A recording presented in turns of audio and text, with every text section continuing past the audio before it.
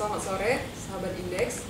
Jumpa lagi dengan saya, Nur Rahmadayana Siregar, dalam acara Indeks Podcast, informasi seputar demokrasi. Hari ini kita akan menyapa Inspektorat Bawaslu. Telah hadir bersama kita Bapak Inspektur Utama Bawaslu, Bapak Iksan Padi. Selamat datang Bapak di Bumi Hitam Membungaikan Bakarnya. Selamat datang, terima kasih. Kapan ini Pak tiba di Bakarnya? Assalamualaikum warahmatullahi wabarakatuh. Bapak Ibu semua, sobat-sobat, sahabat Indeks Bawaslu Kalteng. Pertanyaan Mbak Ana nih, kapan datang? Kami datang kemarin sore di Jakarta siang, sore benar sini. Hari ini mengisi acara di sini. Ya, mungkin besok kita pulang. Gimana nih Pak kesannya dengan Kota Palangkaraya? Palangkaraya lebih baik, lebih bagus dari sebelumnya. Berarti ada peningkatan, ada perubahan dibandingkan 23 tahun yang lalu. Karena saya menginjak Palangkaraya kurang lebih 23 tahun yang lalu. Semasa masih di kantor lama yang di BPKB Kalsel yang berkantor di Banjarmasin dengan wilayah Kalimantan Selatan dan Kalimantan Tengah. Termasuk di dalamnya ya Palangkaraya ini. Berarti lagi nostalgia nih Pak ya? Nostalgia ikan bakar. Oh, ikan bakar. Oke. Sahabat Indeks, sebelum lanjut, izinkan saya memperkenalkan Bapak Inspektur Utama, Bapak Iksan Padi. Beliau lahir di Pati 30 Oktober 1965. Beliau merupakan lulusan Universitas 11 Maret pada tahun 1991 dengan jurusan akuntansi.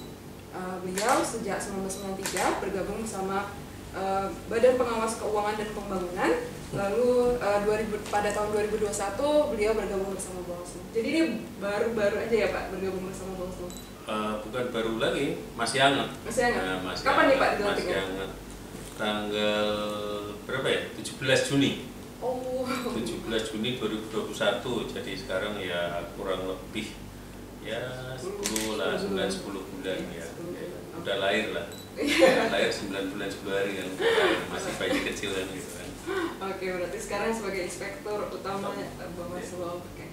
Dalam Sekretariat Bawaslu ini kan Pak ada yang namanya Inspektorat Utama. Mungkin atau sahabat-sahabat Indeks masih awam dengan Inspektorat Utama. Bisa dijelaskan ya Pak, Inspektorat Utama ini apa?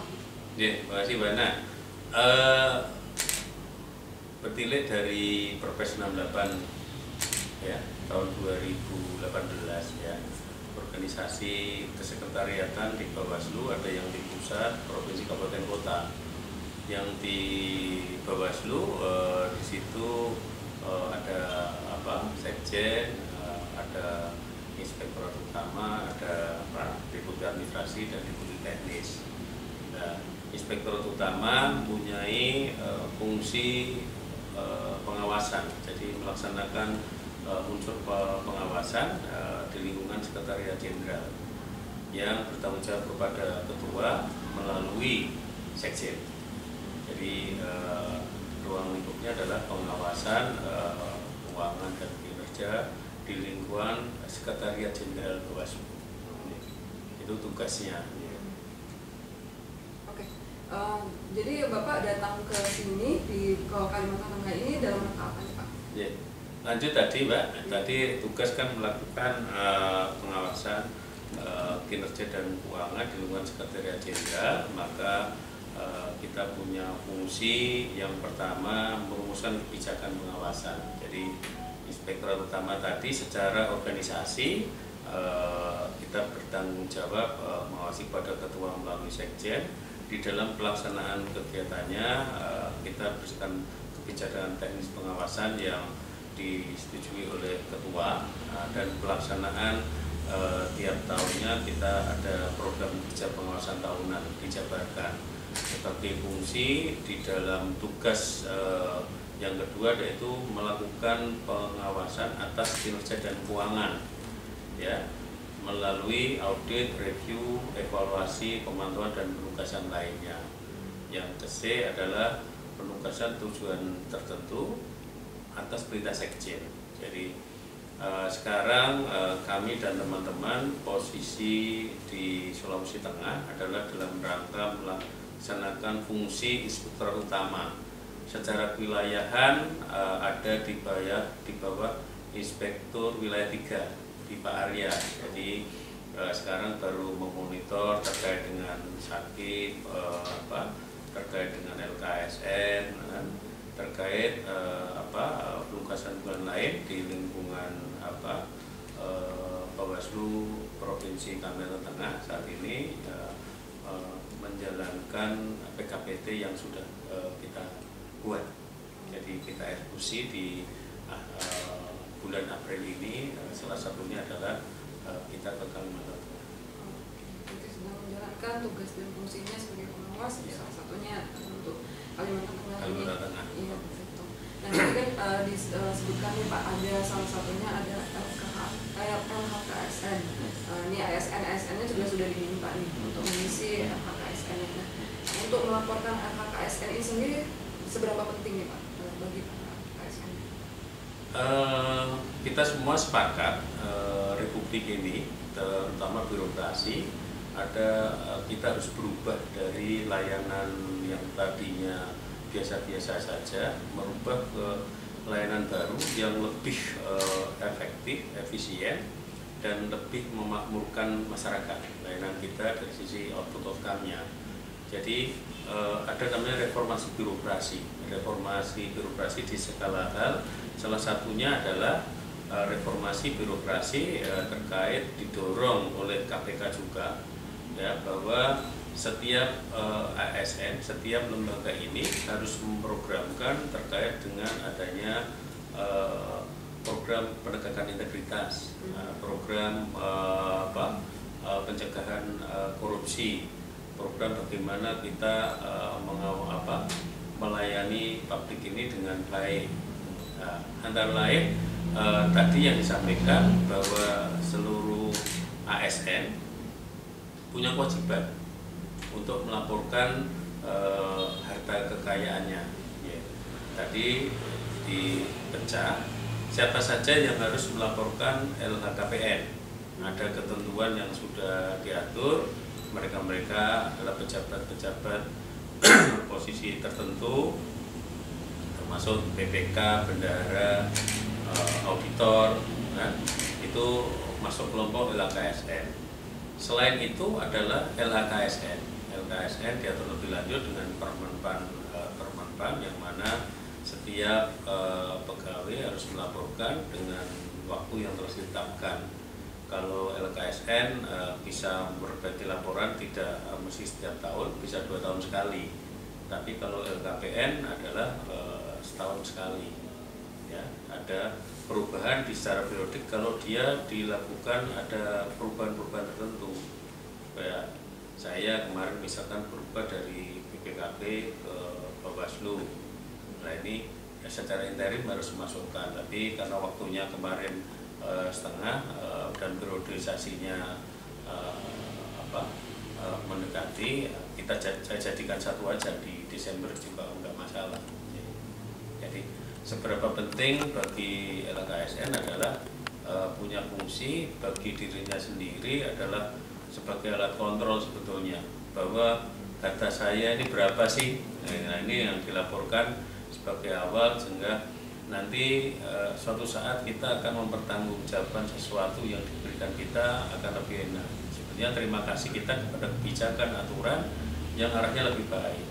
Paling tidak kita di dunia ini sudah dimintain pertanggungjawaban apa yang kita punya di dalam bentuk LHKSN atau LHKPN, terus gaji kita berapa, itu dari mana, masuk data yang diperlukan untuk sana semua. Ya, nanti dilihat apakah di periode berjalan atau di awal ini wajar atau tidak. Nah ini salah satunya Inspektorat Utama terkait dengan LHKPN LKSN ini punya fungsi memonitor terhadap kepatuhan. Jadi kepatuhan paling lambat 31 Maret harus sudah masuk semua. Alhamdulillah LHKPN di lingkungan Bawaslu 100%. Tinggal LKSN ada yang masih dalam proses, ada yang sudah selesai jadi dalam proses. Tadi seberapa besar tadi bagi individu untuk pertanggungjawaban, bagi organisasi adalah untuk melihat bagaimana anggota kita ini patuh. Yang kedua adalah bagaimana mengikuti perkembangan terhadap harta yang dia miliki. Jadi dilakukan analisis sedemikian rupa, kalau toh ada hal-hal yang anomali atau hal-hal yang tidak wajar, maka dimintai penjelasan oleh inspektorat, dan itu nanti kita laporkan ke Pak Sekjen atasan langsung. Jadi itu merupakan kewajiban. Kalau sudah merupakan kewajiban pasti bareng. Jadi kewajiban kalau nggak dilaksanakan pasti ada sanksi. Tinggal sanksinya seperti apa, gitu aja. Ada sanksi. Sahabat Indeks, tadi sudah dijelaskan bahwa salah satu bentuk pengawasan dari inspektor utama itu adalah mendampingi, memonitor LHK ASN gitu. Mungkin ini terakhir Pak, terkait fokus dari inspektorat utama sendiri dalam rangka menyongsong pemilu 2024. Adakah rencana strategis atau rencana jangka panjangnya seperti itu? Ya, terima kasih Mbak Ana. Kita sekarang mulai mungkin mau masuk pendapat ya. Pertanyaan yang bagus, apa rencana inspektorat dalam rangka menyongsong pendarapan ini?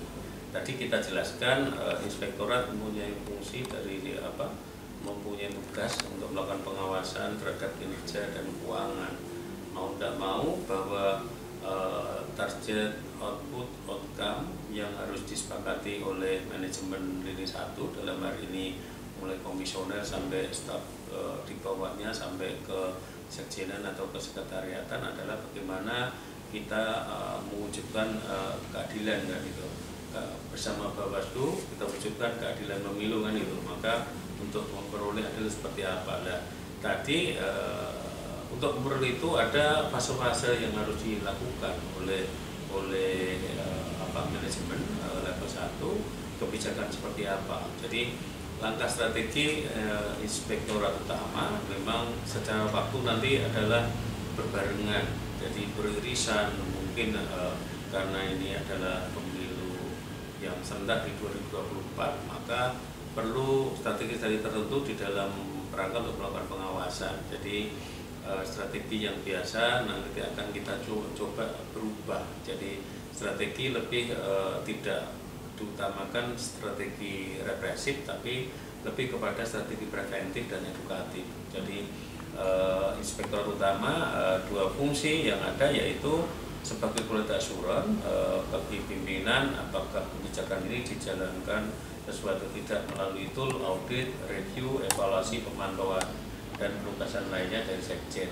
Sedangkan yang kedua adalah punya fungsi konsultansi, jadi sebagai partner mitra Bawaslu yang ada di provinsi, kabupaten, kota maupun di pusat, bagaimana menata kelolakan, bagaimana ini dilaksanakan, bagaimana manajemen risikonya dan lain sebagainya. Kita proses di situ. Namun dari sisi inspektor utama sendiri, kita sampaikan di dalam penyusunan program kerja pengawasan tahunan pun kita sudah sepakati dengan Sekjen, minta persetujuan Sekjen, yang mana ke depan tadi diutamakan preventif, mau tidak mau kita utamakan konsulting, dan proses bisnis ini kita harus ikuti semua proses bisnis yang ada. Mau tidak mau harus ada hal yang data input yang harus kita pakai, harus sama-sama berubah, baik nanti di tingkat pengawasnya, inspektor utama, maupun di tingkat manajemennya. Jadi apakah menggunakan laporan-laporan, artinya by report, atau sistem yang sudah kita rubah sedemikian rupa sehingga kita punya dashboard. Ini yang seperti yang diamanahkan di reformasi birokrasi, ada perubahan pola tata kelola dan pola bisnis yang ada di dalam. Tidak mau ada kemudahan, masing-masing bisa mengendalikan. Tadi by report kita baca by sistem. Taruhlah sekarang sistem keuangan kita sudah bisa menggunakan Sakti. Nah, nanti bagaimana manajemen melakukan pengendalian, namanya continuous monitoring. Di auditor adalah nanti continuous auditing. Jadi dari data yang ada itu kita telah kita analisis, jika ada anomali maka mau tidak mau kita harus mengumpulkan evidence bukti yang mendalam melalui by audit. tahun. Inilah rencana ke depan yang sedang kita persiapkan. Persiapan tidak hanya dari sisi kebijakan saja, termasuk kebijakan di sisi SDM, termasuk perangkat luman, dan ini sama-sama kita siapkan di Irtama dalam rangka menyosong pendapat. Jadi tadi dijelaskan cukup panjang sekali sahabat indeks tentang kapan ini persiapan dari Irtama. Tapi tadi yang saya tangkap bahwa by review dan memang Inspektorat Utama ini membuka kesempatan konsultasi nih bagi Bawaslu Provinsi, Kabupaten Kota juga memang nanti menjalani tahapan yang cukup panjang mungkin ya Pak sampai tahun 2024 ini nantinya demi menyukseskan penyelenggaraan pemilu 2024. Baiklah sahabat indeks, cukup sekian episode kita kali ini tentang menyapa Inspektorat Utama. Saya mohon undur diri bersama kru. Saya ucapkan terima kasih kepada Bapak Iksan Padi telah hadir dalam episode kali ini. Betul ya? Ya Pak, betul. Mungkin saya akan tutup dengan pantun Pak. Untuk sahabat-sahabat indeks. Sebelum ditutup dengan pantun, tambah satu dikit ya. Iya. Sobat Bawaslu, bahwa kita semua adalah keluarga besar Bawaslu. Ya. Lakukan kerja sesuai dengan kinerja apa yang diharapkan. Ya. Gunakan sumber daya, keuangan, aset, dan lain sebagainya seefektif dan seefisien mungkin. Jangan mempertanggungjawabkan sesuatu yang tidak sesuai dengan keadaan yang sebenarnya. Ya. Tolong jaga reputasi dan tolong dijaga tidak ada kerugian negara. Mungkin itu. Oke, itu closing statementnya dari Bapak berarti. Oke, terima kasih sahabat indeks, terima kasih juga Bapak Iksan sudah datang Kalimantan Tengah, sudah hadir juga di dalam indeks podcast kami. Saya bersama teman-teman kru mengucapkan terima kasih sekali lagi. Saya Nur Ramadhana undur diri. Saya tutup dengan pantun. Tadi saya tutup dengan pantun. Jalan-jalan ke kota baru, tidak lupa membeli sepatu. Selamat mudik sahabat Bawaslu. Jangan lupa patuhi prokes selalu. Saya akhiri. Assalamualaikum warahmatullahi wabarakatuh. Waalaikumsalam.